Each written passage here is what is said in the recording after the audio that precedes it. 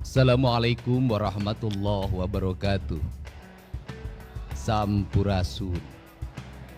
Pancawaluya mengajarkan bagaimana pembangunan harus disusun berdasarkan sistematika kerangka dasar sebagai tahapan yang disebut dengan gerbang pancaniti. Dalam tahapan itu yang pertama adalah manusia cager.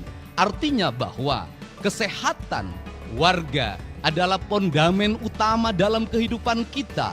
Maka pembangunan harus mengarah pada upaya membangun kesehatan. Maka kesehatan memiliki dua variabel. Yang pertama adalah pencegahan, yang kedua adalah pengobatan. Kerangka berpikir kita hari ini teracuni oleh kerangka berpikir materialisme, di mana kesehatan selalu dipahami dengan obat-obatan. Kesehatan selalu dipahami dengan alat kesehatan. Kesehatan selalu dipahami dengan rumah sakit. Kesehatan selalu dipahami dengan dokter yang memberikan resep, dokter yang mengoperasi. Seluruh kerangka itu, kalau terus-terusan itu menjadi tujuan utama dalam pembangunan, sampai dunia ini berakhir, kesehatan tidak akan pernah selesai. Kenapa?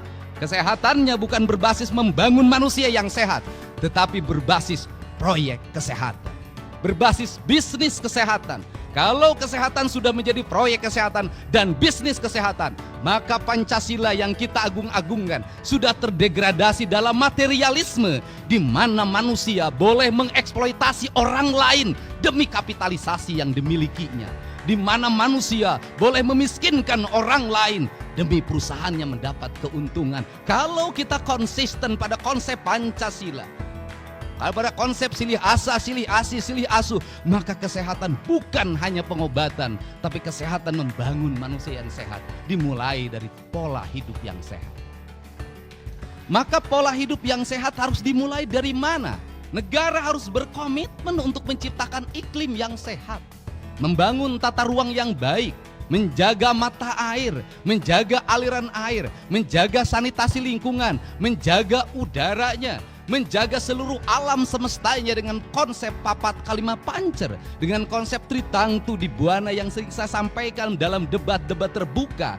Karena itulah yang diajarkan oleh leluhur kita, sehingga ketika saya mengatakan bahwa pembangunan di Jawa Barat itu harus kembali pada pembangunan yang berdasarkan asas-asas ajaran leluhur, sesungguhnya bukan klinik, sesungguhnya bukan mistik, tetapi sesungguhnya sebuah pengetahuan metafisika, sebuah pengetahuan tentang alam raya, tentang manusia membangun hubungan dengan alam dan seluruh semestanya, yang disebut dengan kemanunggalan. Itulah konsep asasi tentang jati diri bangsa yang sebenarnya. Untuk itu turunannya seperti apa? Maka turunannya gunung kudu awian, lengkop kudu balongan, lebak kudu sawahan. Maka merawat alam, membubarkan berbagai bentuk perangkat perusakan terhadap alam adalah komitmen terhadap alam, dan ujungnya adalah komitmen terhadap Tuhan, komitmen terhadap Allah Subhanahu wa Ta'ala. Bagi saya tidak berarti penyembahannya pada Allah kalau tangannya mengeruk kekayaan alam, menghancurkan ekosistem, menghancurkan ekologi, membuat kerusakan bagi orang lain, melahirkan penderitaan bagi orang lain. Bagi saya bertuhannya adalah bertuhan kebohongan. Karena itu komitmennya harus bersama. Maka dalam komitmen bersama itu tadi ditandatangani, saya menyebutnya itu disebut dengan gerakan manunggal. Hanya manusia yang manunggalah dia akan sehat. Hanya manusia yang manunggalah dia akan sejahtera. Dan hanya manusia manunggalah dia adalah manusia yang menyatu dengan seluruh alamnya. Dan kelak ketika dia meninggal, dia akan kembali pada kesucian dirinya, kembali pada Allah sang pemilik dan maha suci dalam hidup. Perspektif itulah yang harus dibangun dalam kerangka berpikir ideologi pembangunan. Untuk itu, dari sekarang saya minta seluruh konsepsi pembangunan di Jawa Barat harus berdasarkan asas kesehatan. Kir mobil harus asasnya kesehatan. Menjaga keselamatan penumpangnya, menjaga keselamatan sopirnya. Usia kendaraannya bukan hanya memenuhi perangkat administratif. IMB rumah harus memenuhi asas kesehatan. Pembangunan bangunan harus memenuhi asas kesehatan. Maka kesehatan adalah piranti rekomendasi bagi seluruh kebijakan pembangunan. Tidak boleh pembangunan bertentangan dengan prinsip-prinsip dasar kesehatan. Kemudian yang kedua adalah upaya kita melakukan pengobatan. maka seluruh perangkat pemerintah harus segera mengalokasikan pembiayaan, menyediakan puskesmas pembantu di tingkat desa dengan kekuatan layanan yang memadai, menyediakan puskesmas di tingkat kecamatan yang rawat inap dengan kerangka layanan yang memadai, memberikan rumah sakit layanan di setiap kabupaten kota, di mana satu rumah sakit di kabupaten kota yang satu memiliki spesialisi penyakit yang A, yang rumah sakit kabupaten lain yang B, yang kabupaten yang lain yang C. Maka yang disebut dengan pembangunan aglomerasi wilayah, saya menyebutnya dengan pembangunan wilayah kebudayaan. Dulu pemerintah kolonial menyebutnya ekskersidenan, maka di ekskersidenan itulah harus tumbuh rumah sakit kabupaten kota yang satu sama lainnya saling mengisi, yang satu unggul di paru-paru, yang lain unggul di kanker, yang lain unggul di bedah saraf. Maka investasi negara, investasi pemerintah provinsi harus mengarah pada itu. Apa yang menjadi kebutuhan publik, maka awal yang harus dilakukan adalah membuat audit kesehatan bagi seluruh warga Jabar, sehingga kita tidak salah dalam merencanakan alat kesehatan, tidak salah dalam membeli obat. Untuk apa? Agar sesuai dengan culture-nya. Apa yang terjadi di Jawa Barat hari ini, ketika orang Garut dipatok ular, maka serumnya tidak ada di puskesmas. Untuk itu harus diidentifikasi secara ekologi. Di desa ini ular apa? Kalau mematuk petani, mematuk nelayan, mematuk buruh tani, maka kita harus sudah siap. Maka di desanya sudah ada serum bisa anti ular. Kerangka ini harus dibangun dalam capaian berpikir yang universal, tetapi tindakan-tindakannya harus bersifat lokal. Kemudian yang berikutnya adalah membuat gerakan. Ketika hari ini dicanangkan gerakan makan bergizi gratis, sesungguhnya itu adalah harapan. Harapannya apa? Harapannya anak-anak kita mendapat asupan gizi yang memadai. Hari ini anak-anak Jawa Barat mengalami problem di makanan. Kenapa? Ibunya sudah tidak memasak di rumahnya. Maka anak-anak jajan di pinggir jalan. Maka anak-anak jajan dimanapun. Apa yang terjadi pada hari ini? Anak-anak meminum gula dengan kadar gula yang berlebihan yang dia dapatkan di warung-warung. Anak-anak memakan minyak-minyaknya, kadarnya sudah berhari-hari tidak diganti. Apa yang terjadi? Tingkat kesehatan derajat anak-anak menurun. Ketika tingkat derajat kesehatan anak-anak menurun, maka rumah sakit penuh dengan anak-anak, puskesmas penuh dengan anak-anak, maka kos pemerintah dihabiskan untuk biaya berobat. Padahal biaya berobat jauh lebih mahal dibanding dengan kita mencegah dari pengobatan.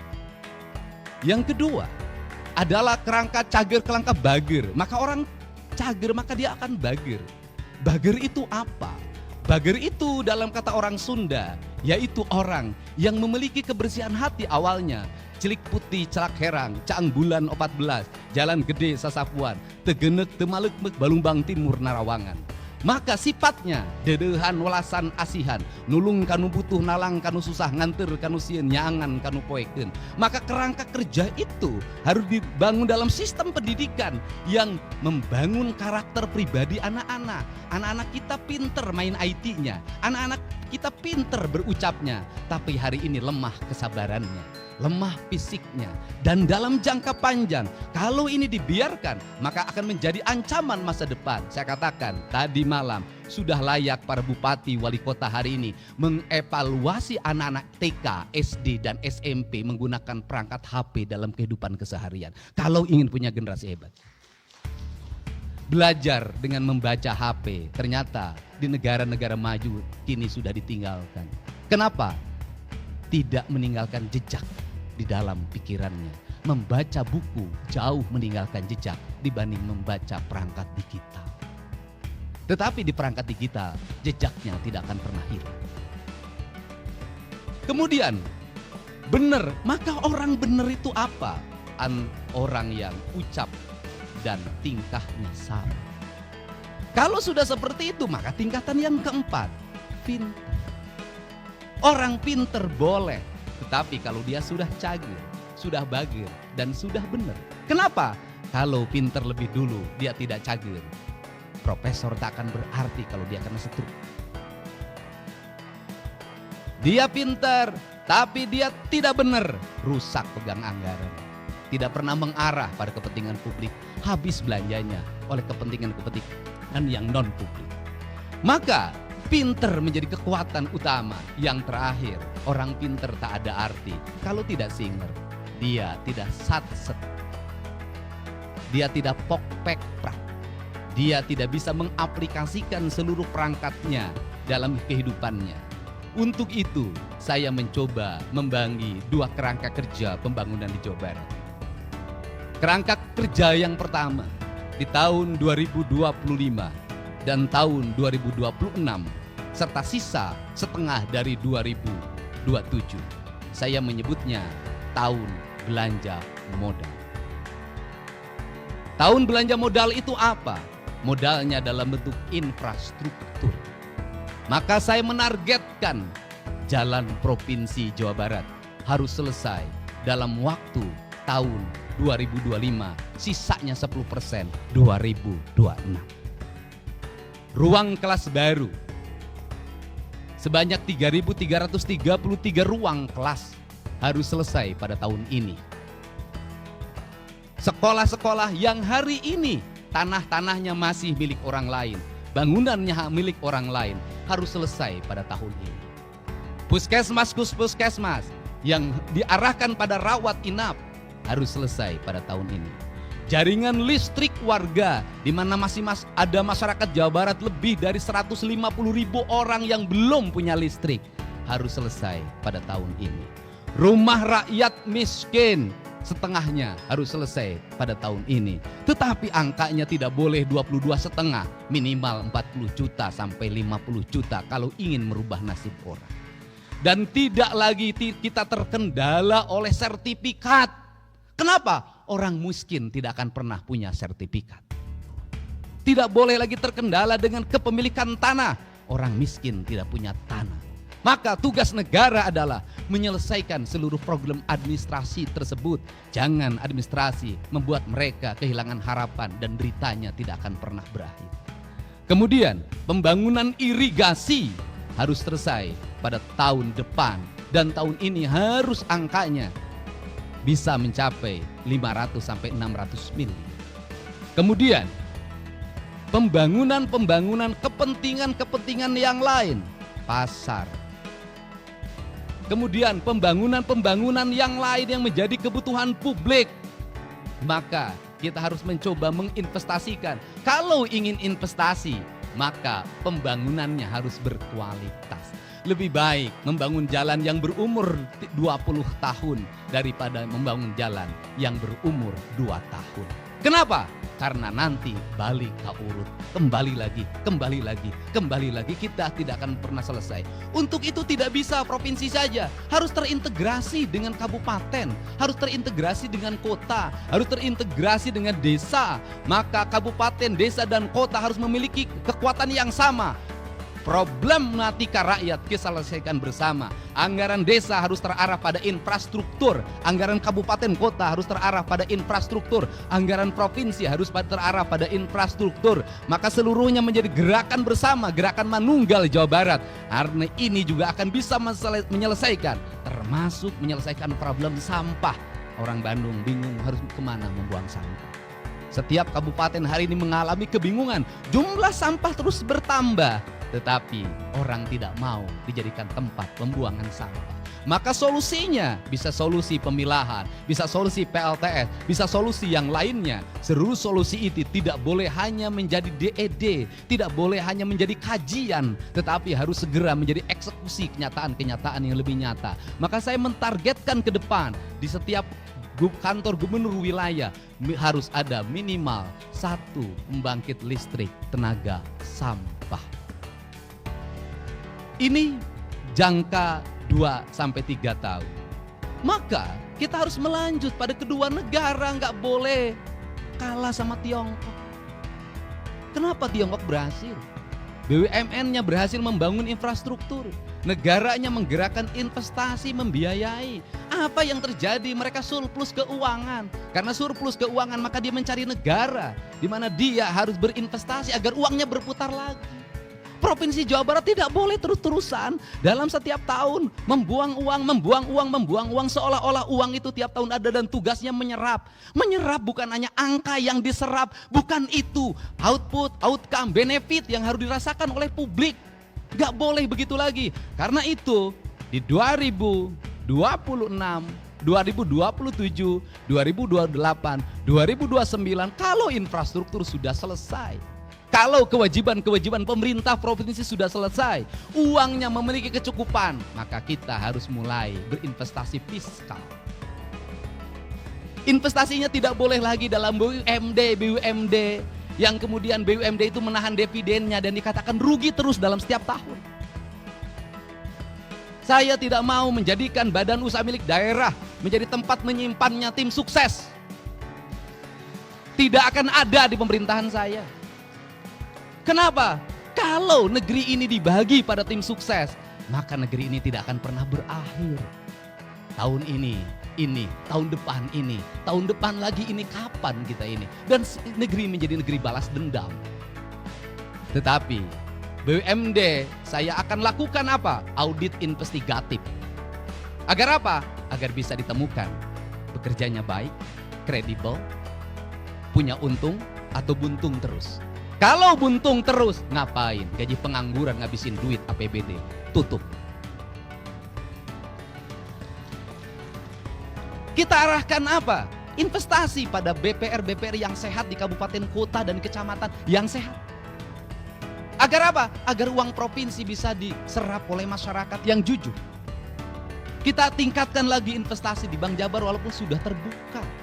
Dan Bank Jabar harus mengalami efisiensi.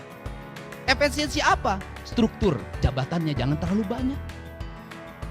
Jumlahnya sedikitkan. Untuk apa? Karena Bank Jabar itu nggak usah pakai struktur banyak juga sudah untung.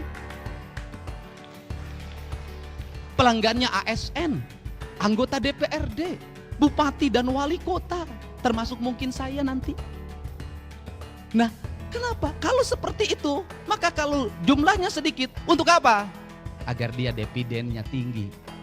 Kalau dividennya tinggi, belanjakan untuk kepentingan publik lagi. Kalau kemudian punya CSR, jangan disembunyikan, umumin berapa CSR-nya. Dan saya merencanakan CSR pada tahun 2025 untuk pembangunan sekolah. 1 sekolah dari CSR. Kalau seperti itu nanti anak-anak kita bisa bersekolah. Tidak ribut lagi, tidak mengalami lagi anak Jawa Barat 350.000 ijazahnya belum ditebus. Negara sudah merdeka, ijazah belum ada di tangan. Ini adalah kerangka. Kalau kerangka ini sudah dibangun, maka pada periode ke depan kita menjadi provinsi yang memiliki kecukupan fiskal. Kalau sudah punya kecukupan fiskal, kalau provinsinya misalnya nanti ada BUMD yang profesional, bisa dikelola dengan baik, bisa jadi dia bangun jalan di provinsi lain. Bisa jadi dia bikin stasiun kereta api di posisi lain. Bisa jadi dia bangun apa di provinsi lain. Kenapa? Duitnya menyebar ke tempat lain. Kita punya kecukupan. Dari kecukupan itu apa yang akan terserap? Orang Jawa Barat nanti kerja di Kalimantan, membawa investasi provinsinya. Orang Jawa Barat kerja di Sumatera, membawa investasi provinsinya. Penduduk bukan terbalik, orang lain yang kerja di Jawa Barat. Karena kekurangan tenaga profesional. Untuk itu beasiswa pendidikan hari ini adalah beasiswa pendidikan investasi. Diarahkan untuk siapa? Anak-anak Jawa Barat yang memiliki kualifikasi kecerdasan tingkat tinggi. Agar dia menjadi penggerak ekonomi. Agar melahirkan engineer-engineer baru yang bisa menggerakkan mesin produksi di seluruh industri. Ini akan dibangun. Tetapi mesin produksi, industri, investasi harus dilindungi oleh siapa? Oleh negara. Oleh siapa? TNI, Polri, Kejaksaan, dan peradilan pada akhirnya. Untuk apa? Agar mereka tidak ngeluh-ngeluh. Pengusaha ini sudah capek dan lelah. Dia harus bayar pajak. Kadang-kadang dipajakin. Setelah itu dia harus bayar. Apalagi desa ngajuin proposal, kecamatan proposal, ormas proposal. Tidak dikasih, di demo. Padahal mereka sudah bayar pajak, sudah menyerap tenaga kerja. Kita harus membuat mereka menjadi nyaman. Kalau tidak ada investasi, rakyat Jabar mau kerja di mana? Yang tukang nasi goreng nggak akan laku. Untuk itu maka Saya berani mengalokasikan pembiayaan dari provinsi untuk apa? Membangun ketenangan dan ketertiban di masyarakat Jawa Barat. Harga ketenangan ketertiban itu mahal. Betapa kita tidak bersedih tukang jagung dari kota Tasik digebuk jam 3 subuh pakai gear yang patah tangannya. Dari patah dia 2 yang dia alami. 1 tidak punya untuk berobat ke rumah sakit karena BPJS-nya tidak bisa memberikan perlindungan bagi korban kekerasan atau korban pidana. Yang kedua, kehilangan mata pencaharian selama 6 bulan ke depan karena tangannya patah. Rakyat negara harus hadir, tidak boleh lagi terjadi seperti itu. Dan saya, pemerintah Provinsi Jawa Barat, bersedia mengeluarkan uang berapapun demi ketenangan rakyat Jawa Barat. Ini yang kerangka dasar inilah yang harus dibuat ke depan. Kalau sudah seperti itu, gemah ripah repeh rapi, rakyatnya merasa nyaman, sakit negara hadir mengobati, di jalan dia dilindungi, kemudian anaknya sekolahnya dijamin oleh negara, pekerjaannya tersedia, maka dia akan hidup di alam Jabar yang disebutnya alam surga. Maka klaim kita sebagai provinsi religius bukan hanya religius ritualitas, tetapi secara substantif religius membangun ketenangan, kenyamanan bagi seluruh warganya. Inilah kerangka pikir kita tentang pembangunan. Dan seluruh kerangka pikir itu, maka kita masuk dalam wilayah politik administratif. Politik administratif yang pertama memerlukan para abdi negara yang jenius, yang pokpek prak, yang dimana tunjangan kinerjanya harus melahirkan kinerja, bukan melahirkan foto-foto selfie. Tunjangan kinerjanya harus betul-betul melahirkan produk, output, dan outcome. Tidak punya hanya sekedar aksesoris sebagai abdi negara yang berbasis digital. Yang kedua, saya pun memerlukan kerjasama dengan jajaran TNI, Polri, Kejaksaan, dan Pengadilan. Kita juga memerlukan kerjasama dengan seluruh tokoh masyarakat, tokoh ulama. Kita juga memerlukan kerjasama dengan mitra pemerintah Provinsi Jawa Barat, DPRD Provinsi Jawa Barat. Kita ingin berlaku secara terbuka dan saya yakin setiap anggota DPRD berpolitiknya adalah keberlanjutan, terpilih lagi pada periode yang ke depan. Dan saya meyakini yang ada di sini nanti terpilih lagi dan mungkin masuk DPR RI dan mungkin jadi bupati wali kota asal jangan nyalon gubernur dulu. Untuk itu saya mohon dengan sangat terimalah berbagai pikiran gagasan saya yang out of the box ini, yang lahir dari hati, lahir dari kecintaan dan jiwa, yang ingin orang Sunda, orang Jawa Barat punya martabat di depan orang lain. Kita tidak mau jadi provinsi yang dihinakan karena jumlah anak-anak yang menikah di bawah umurnya tinggi. Kita tidak mau menjadi provinsi yang dihinakan karena lamanya sekolah masih 8 tahun. Kita tidak mau jadi provinsi yang dihinakan karena rakyatnya terjerat oleh pinjol dan judi online. Kita tidak mau jadi provinsi yang dihinakan karena angka harapan hidupnya masih rendah. Kita tidak mau jadi provinsi yang dihinakan karena angka kematian ibu dan anak karena melahirkan juga masih tinggi. Kita ingin jadi provinsi yang dibanggakan, jadi provinsi yang memberikan contoh pada seluruh provinsi lain bahwa anggaran negara kalau dikelola dengan baik akan melahirkan kesejahteraan bagi masyarakat. Untuk itu, saya mengucapkan terima kasih atas seluruh dukungan warga Jawa Barat yang telah berpartisipasi dalam politik 27 November 2024. Bagi saya, tidak ada partai pendukung, tidak ada partai pengusung, tidak ada partai lawan politik. Semua partai adalah sahabat saya yang memiliki cita-cita yang luhur. Dan saya pun tetap membuka ruang bagi semuanya untuk memberikan otokritik yang objektif dan mengarah pada solusi-solusi yang dibutuhkan oleh masyarakat. Bukan kritik yang bersifat kebencian atau didasarkan nalar-nalar sentimen karena persoalan pemahaman keyakinan yang berbeda. Untuk itu saya mengucapkan terima kasih. Semoga seluruh gagasan dan cita-cita ini bisa kita wujudkan dalam waktu yang tidak terlalu lama. Dan seluruh penantian itu bisa dirasakan oleh seluruh warga Jawa Barat. Saya mohon maaf pada semuanya apabila ada ucapan dan tingkah laku saya yang sering kontroversial, yang menimbulkan keriuhan di media sosial. Tetapi tidak akan pernah ada tajamnya pisau kalau tidak pernah berasah dalam setiap hari. Pisau yang tidak berasah dia akan berkarat dan akhirnya tidak bermakna. Untuk itu saya ucapkan terima kasih. Lembur diurus, kota ditata, Jawa Barat istimewa.